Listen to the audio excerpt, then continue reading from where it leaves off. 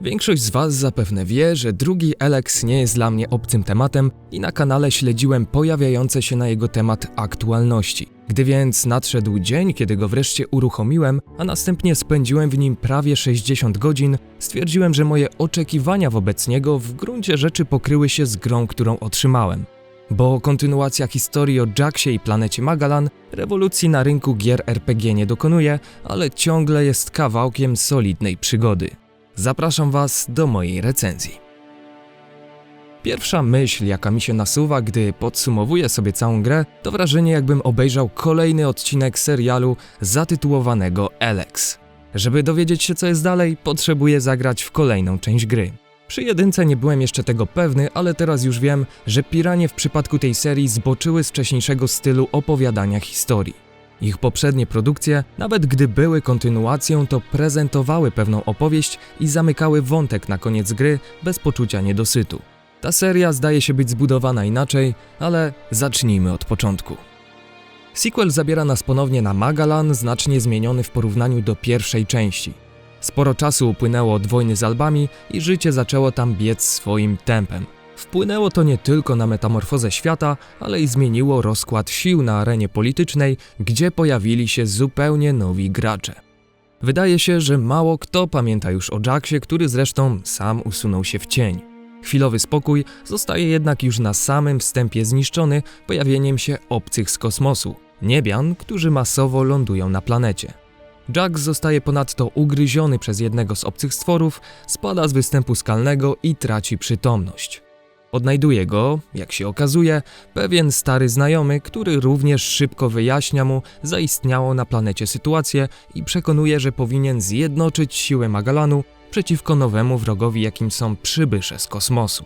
Zostajemy więc wrzuceni w świat, gdzie owi najeźdźcy już bardzo wyraźnie się panoszą.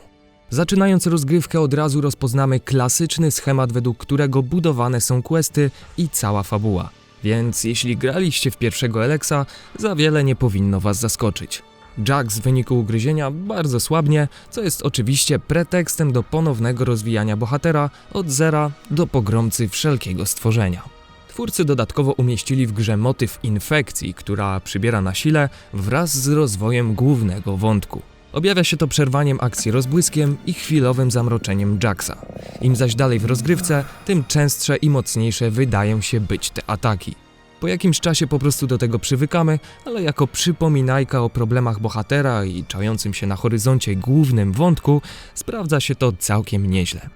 Siłą Elexa 2 są na pewno rozbudowane zadania poboczne, które dostarczą nam wielu ciekawych mini-opowieści i zmuszą do eksploracji pełnej kontrastów planety Magalan.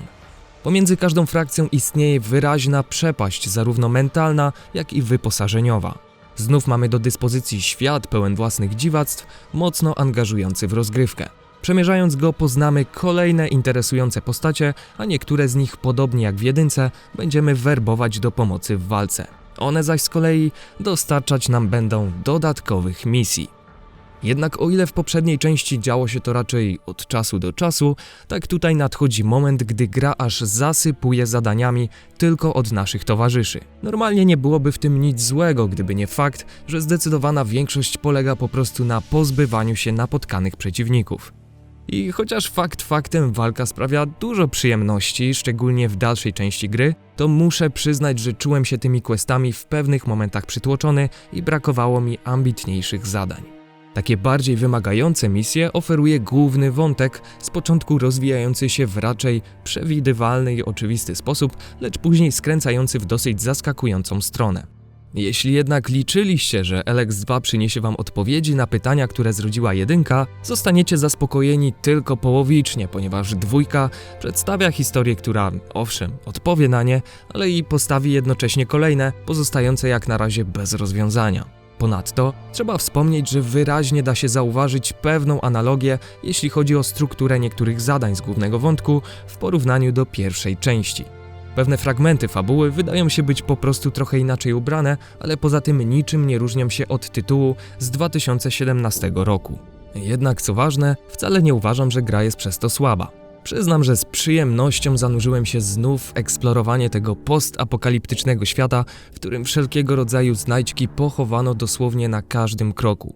Już w jedynce bardzo zapadły mi w pamięć momenty, gdy przemierzałem sobie pustynny tawar bez większego celu, po prostu rozglądając się za ciekawymi miejscami i szukając przygód. Elex 2 dostarcza tego samego w doskonały sposób, bo przyozdabia ten stary dobry Explore wieloma usprawnieniami. Nasz bohater między innymi teraz nieco inaczej walczy, może chwytać się krawędzi budynków i występów skalnych niczym asasyn, a co najistotniejsze, dostaje jetpacka, który po odpowiednim ulepszeniu stanie się naprawdę użyteczny zarówno podczas przemierzania świata, jak i samej walki.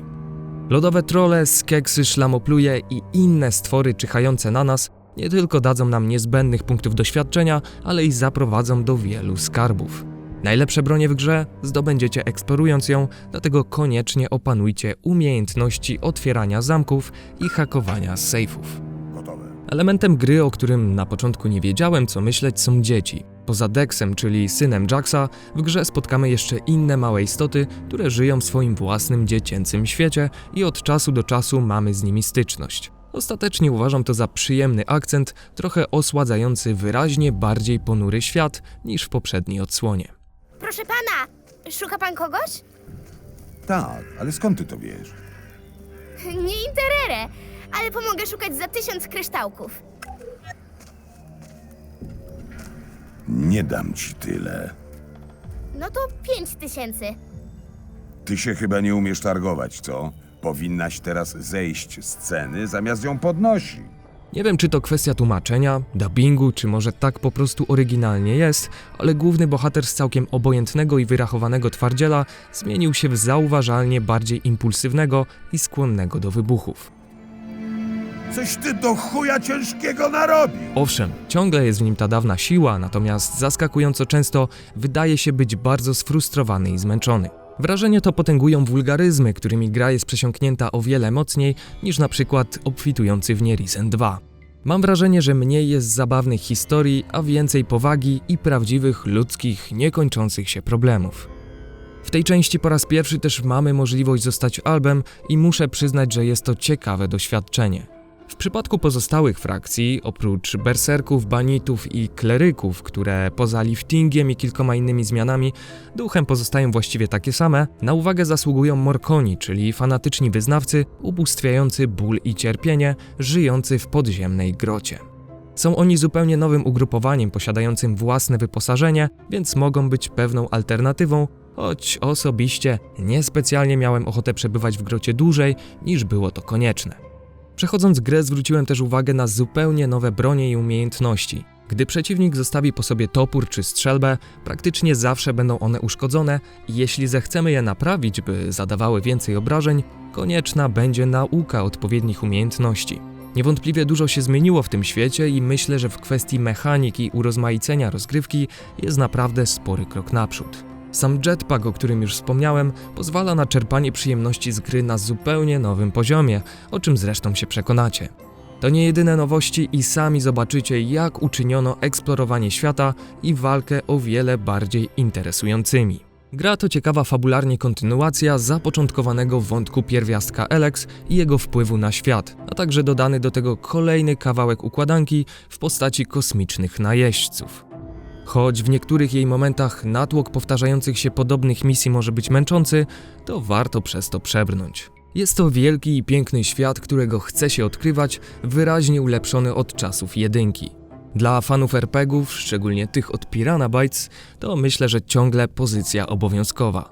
Uważam, że drugi Elex zasługuje na to, by w niego zagrać i na sam koniec osobiście byłem z niego zadowolony. Dzięki za uwagę, jeśli materiał ten Wam się spodobał, zostawcie kciuk w górę i subskrybujcie kanał. Zapraszam Was też na mojego Facebooka, gdzie szybciej dowiecie się o tym, co aktualnie robię. Trzymajcie się i do usłyszenia. Zgubiłeś się, koleżko? A może szukaliście sobie z kumplem jakiegoś miłego kącika tylko dla siebie? W istocie, po twoim uśmieszku widzę, że jesteś w stanie nam nawet kilka polecić. Czy to była oficjalna prośba, abym obił ci mordę? To ostatnia szansa, byś ocalił swoje chude dupsko. Musisz dać mi trochę żywego Elexitu. Ta droga jest płatna, bezpośrednio u mnie. Pamiętaj, co powiedział Viper. Wyraził się bardzo jasno. Nie zdzierać z podróżnych. Czy ja wyglądam na kogoś, kogo obchodzi, co gada ten pajac? 200 kryształków. I to kurwa natychmiast. Oto moja propozycja. Ty zapłacisz mnie, a ja was nie zabiję. Facet od początku śmierdział problemem. Chodź, zwijamy się stąd. Ale chyba żeśmy się nie zrozumieli. To tylko taka opłata drogowa. Kazano mi ją pobrać. To naprawdę nie zależy ode mnie. Podziel się Eleksitem, to zapomnimy o całej sprawie. Słyszałeś? Zapłać panu. Co? Dlaczego ja? Płać i nie marudź, kurwa. Problem z głowy. Chyba już na nas pora. Dobry pomysł. Wynoście się, zanim zmienię zdanie.